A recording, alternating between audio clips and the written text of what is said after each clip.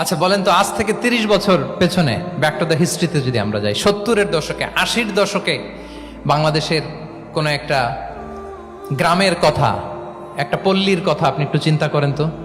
রাত 8টার দিকে, 9টার দিকে আপনি ওই গ্রামের কাউকে খুঁজে পাবেন? 70-এর দশকে, 80-র দশকে একটা গ্রামের, একটা গ্রামীণ একটা পরিবেশের কথা যদি চিন্তা করেন, রাত 8টায় সবার কি অবস্থা বলেন তো? আপনি তো ঘুম খুঁজে পান না, আপনার তো ইনসমনিয়া। আমাদের এখন ট্যাবলেট খাওয়া লাগে না ঘুমের জন্য? আমাদের তো ইনসমনিয়া হয়ে গেছে এখন।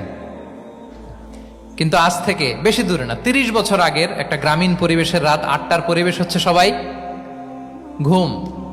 আমরা তারও 2 বা 3 ঘন্টা পরে ডিনার করব, কিন্তু ওনাদের মাগরিবের আগে বা পরে ডিনার করে ফেলছে। এশার নামাজ পড়েই কি 1-2 জন না, পুরো গ্রাম জামাতে ঘুম।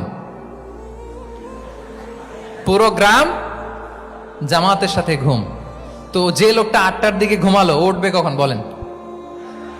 রাত 3টার পর ওর ঘুম আসবে? আর হ্যাঁ, ঘুমেরও তো একটা লজ্জা শরমের ব্যাপার আছে। আর কত থাকবে এখানে, কি বলেন? আপনি তো ঘুমাতে যান রাত 2টায়, আর আজ থেকে 30 বছর আগে আমার বাংলাদেশের একটা গ্রামীণ পরিবেশে রাত 8টার দিকে সবাই ঘুম। আমরা এখন যেই টাইমটাতে ঘুমোতে যাই, ওই সময় ওনাদের অর্ধেক ঘুম শেষ। ফজরের নামাজ পড়ে আমাদের বাপ চাচারা কি করতো? হ্যাঁ, একটু ব্যাক টু দ্য হিস্ট্রিতে তাকান না। ফজরের নামাজ পড়ে এক বল পান্তা ভাত খাইতো। আমরা তো এখন এতটুক খাইলে আমাদের এটা বার্ন করার জন্য দৌড়াইতে হয় 5 কিলো, জিমনেশিয়ামে যাইতে হয়, কত আয়োজন, কত ওয়ার্কআউট করা লাগে। এক বল কাঁচামরিচ দিয়ে, পোড়ামরিচ দিয়ে ভাত খেয়ে চলে যাইতো ফসল খেতে। দুপুরে আবার এক বল, খাইতে বসলেই এক বল। আমরা সারা মাসে খেতে পারি না এক বল। আচ্ছা, কি খেত? খাওয়ার আইটেমটা দেখেন তো। কোনো ফরমালিন আছে? কথা বলেন। কোনো মেডিসিন ছিল না, একেবারে ফ্রেশ, হ্যাঁ, পিওর অর্গানিক। নিজেদের মাঠ থেকে আনা যে ধান, ঢেকি ছাটার ধান দিয়ে ভাত খেত। বাড়ির পুকুরের মাছ, কোনো ফরমালিন নাই। নিজের চাষ করা সবজি খেত, গোয়ালের দুধ খেত। আমরা অনেকে মনে করি যে আমাদের এই যে সায়েন্স অ্যান্ড টেকনোলজিক্যাল অ্যাডভান্সমেন্টের যুগে আমরা বোধহয় খুব সুখে আছি। আমাদের দাদা পরদাদারা বোধহয় এত সুখ করে যায় নাই। ওনারা যে সুখ করে গেছে তা আমরা চোখেও দেখি নাই। আমার দাদা পরদাদারা যে সুখে লাইফ লিড করেছে, তার অর্ধেকও আমরা করতে পারি না। তারাই আসলে শান্তির, সুখের, আনন্দের সময়টা তারা কাটিয়েছে।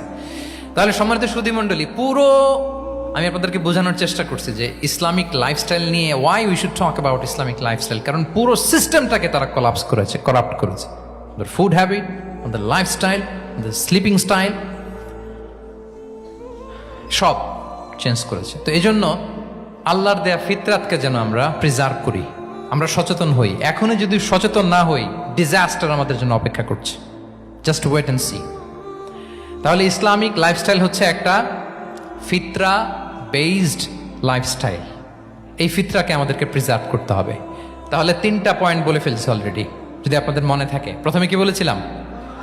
হালাল, হালাল দিয়ে জীবন সাজাবো। 2 নম্বরে প্রোডাক্টিভিটির জন্য কি করব? রাতে দেরি করে ঘুমাবো।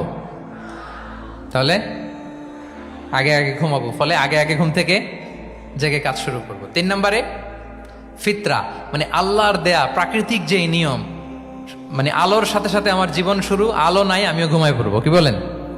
আপনি উন্নত দেশে তো তাই হয়। জাপানে আমি কয়েকবার গিয়েছি, আগে আগে ঘুমায় পড়ে। ইভেন আমেরিকাতে আমি কয়েকবার গিয়েছি, অনেক অনেক শহরে 8টার পরে সুপার শপ বন্ধ, 8টার পরে ঘুম এরা।